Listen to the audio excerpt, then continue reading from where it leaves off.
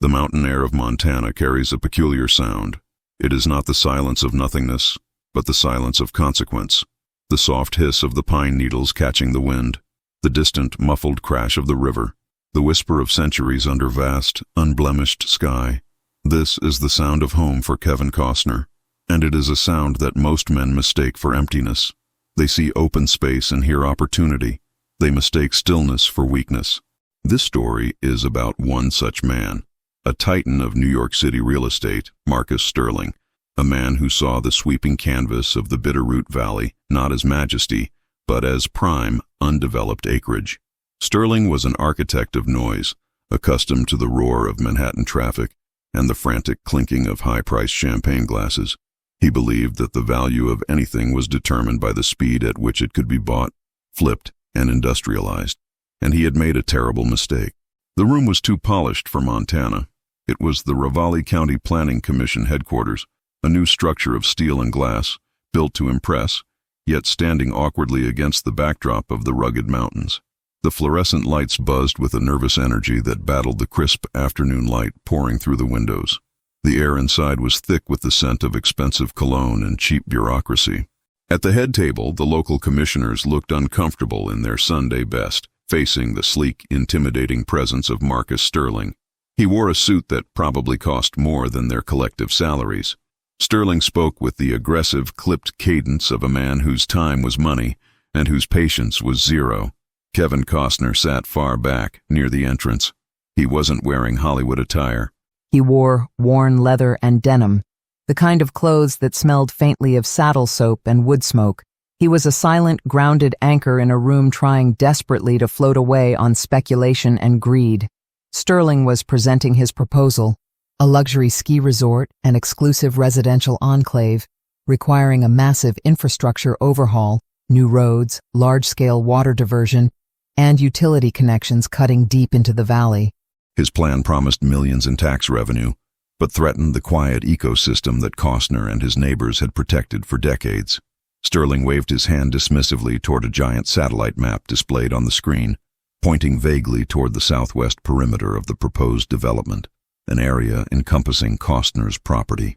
"And this area here," Sterling announced, his voice booming, an auditory assault in the small chamber. "We simply treat this as a buffer zone. It's low-utility land, essentially cheap dirt, old ranch land meant for grazing. Frankly, it's an aesthetic liability, slowing down development because of its low-density mandate." A ripple went through the local crowd. Calling a fellow Montanan's land cheap dirt was more than an insult. It was a sacrilege against the very soul of the region. Sterling, oblivious to the cultural offense, smirked, adjusting the cufflinks on his bespoke shirt. "We anticipate Mr. Costner's property will eventually sell to one of our resort investors, perhaps for a teardown and rebuild, but for now its antiquated nature is largely irrelevant to the success of our project." The room went completely silent, save for the hum of the HVAC unit. All eyes pivoted to the back of the room. Sterling expected a reaction.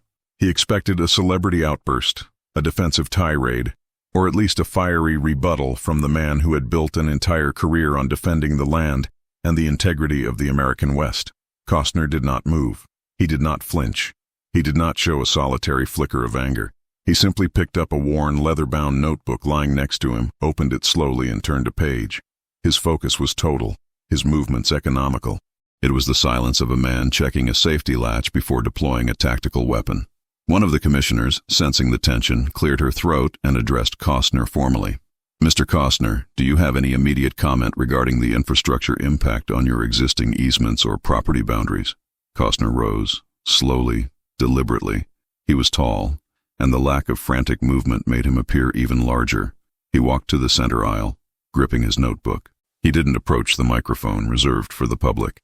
He simply stood where he was, forcing Sterling to crane his neck slightly to see him. "I do, Commissioner." Costner's voice was low, smooth, and utterly devoid of inflection. It carried the weight of the wilderness. Sterling, clearly annoyed by the lack of spectacle, leaned into his microphone, attempting to interrupt. "Look, this is a simple issue of eminent domain potential and right-of-way, sir. We've projected a generous buyout. There's no need to dramatize the situation."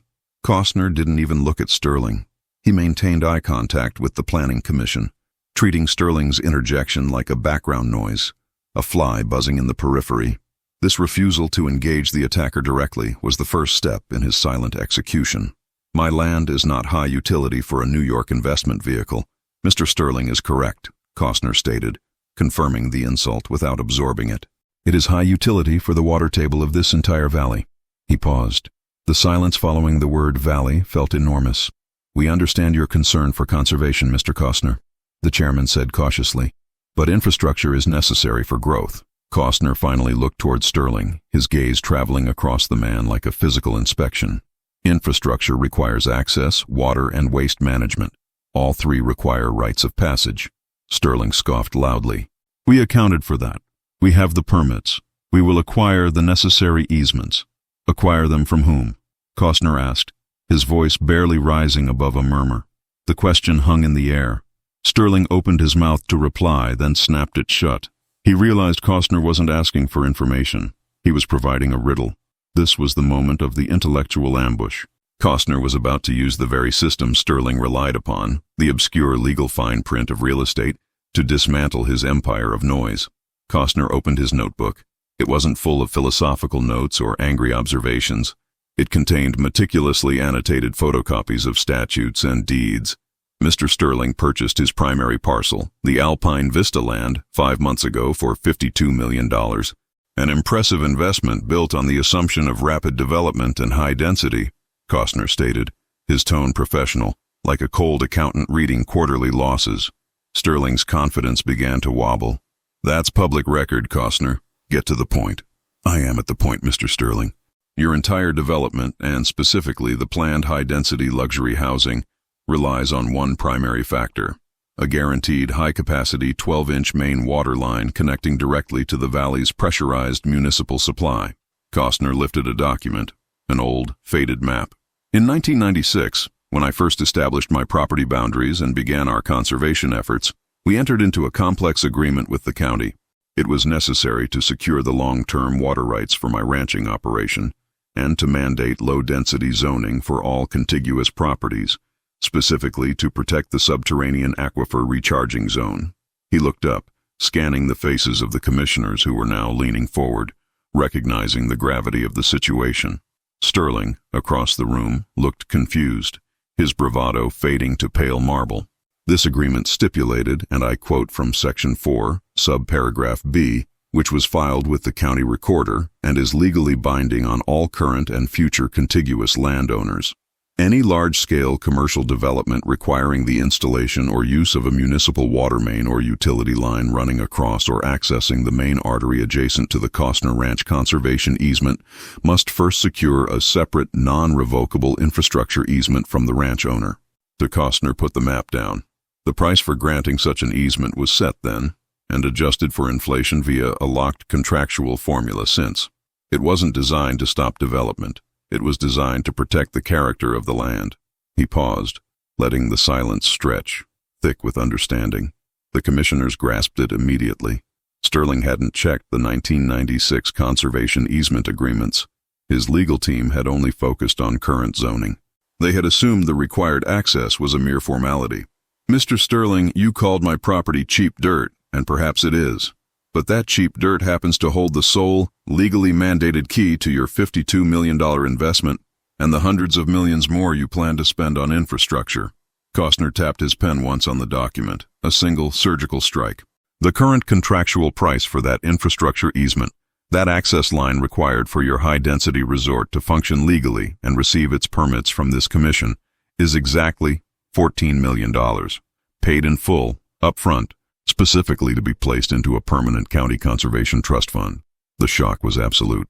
Sterling, who had been leaning back in his chair, suddenly lunged forward. $14 million? That's extortion. That's an absurd price for a simple waterline access. We'll sue for right-of-way," Sterling finally shouted, his voice cracking with desperation, losing all his polished composure. His face was blotchy with sudden blinding panic. Costner looked him straight in the eye now, his expression unreadable, calm amidst the storm he had just conjured. "Read the contract, Mr. Sterling. Paragraph C. The price is fixed, non-negotiable, and must be paid before any permits are issued. It's not extortion. its adherence to the law you failed to research before you bought the property. He allowed a tiny, devastating smile to curve his lips, a smile that held the accumulated pride of the mountains. And if you refuse to pay, under Montana law, the commission must deny your high-density permit, because the site will lack necessary utilities. Your $52 million property instantly becomes just cheap dirt again, because without water access, it cannot support your ambitious resort. It can only support low-density grazing. Costner stepped back, retreating to his quiet corner. The microphone remained untouched. He had done his damage. The silence that followed was heavy, crushing the developer's dreams under the weight of an obscure conservation law. The chairman finally spoke, her voice shaky. The commission will need to recess immediately to verify this statute. Sterling sat rigid, staring at the faded document. The arrogant posture was gone. He looked like a statue that had just realized it was standing on quicksand. He hadn't just been outmaneuvered. He had been judged by the land itself. The story didn't stay in that quiet room for long. A local journalist covering the planning meeting posted the live feed clip to YouTube within the hour, focusing entirely on the moment Costner dropped the $14 million bomb. The title was instantly viral. Developer mocks Costner's ranch as cheap dirt. Costner's legal counter costs him $14 million. The reaction was explosive. In a world saturated with noisy greed, the spectacle of silent, intellectual justice was intoxicating. The video surged to millions of views overnight. Twitter lit up with the hashtag, #YourCheapDirtJustice. People immediately seized on the contrast. The loud, arrogant developer, beaten not by a shouting match, but by meticulous preparation and deep respect for the rule of law. Manchetes roared across digital media. The Hollywood Reporter, Costner's quiet revenge, how zoning law became his best weapon. Forbes, the price of arrogance, costly lesson for NYC tycoon who failed to check the deeds. Under the Montana standard, the land always wins. Costner defends the Bitterroot Valley. The narrative was clear and potent. This wasn't about celebrity demanding privilege. It was about integrity demanding adherence to principle. Costner became an immediate symbol of the man who defends authenticity against corporatization. Memes featured Sterling's horrified, pallid face overlaid with Costner's calm statement, "Read the contract, Mr. Sterling." The world celebrated the victory of long-term vision over short-sighted avarice. It was a reaffirmation that sometimes the quiet knowledge of history and law is more powerful than the loudest checkbook. The public loved that the financial penalty wasn't even going into Costner's pocket.